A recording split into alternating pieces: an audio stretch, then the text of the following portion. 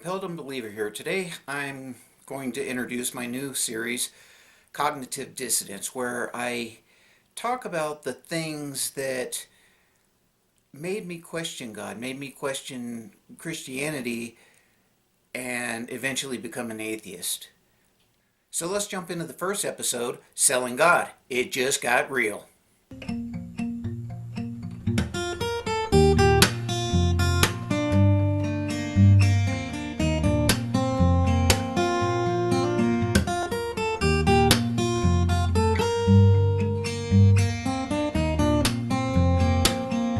When I was in my 20s, I started a photography company, and this company was focused on doing church fundraisers, and I started to study sales techniques, and so forth, in order to help the business out, to help out the churches. And I noticed as I was going to these churches and learning these things that the preachers were employing the same exact sales techniques that were being used to sell products. And it really struck me that they were having to sell God. And that really did begin to bother me.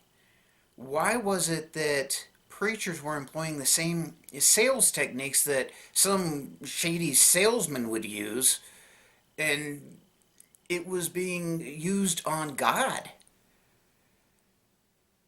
I just found it very, very disturbing. If we consider God to be a product in that respect, then God should be the most obvious thing in the world.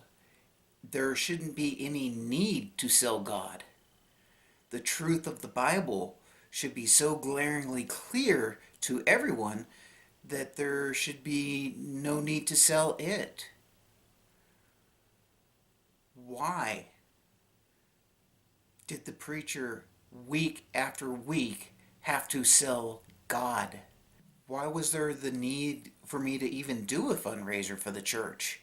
Why wasn't the benevolence, the love of God providing for people? Why weren't Christians providing for other Christians, so that I had to essentially go in and beg people for their money to provide for themselves, for each other?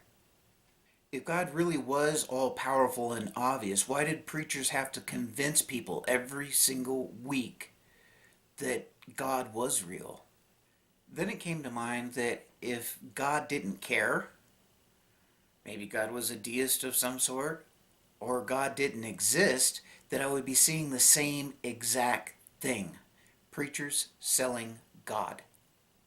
One thing that I realize is that if this book is holy, is inspired of God, does actually change people's lives, then it would be completely obvious to everyone, and there wouldn't be any other religions. If that's not the case, it's just a book.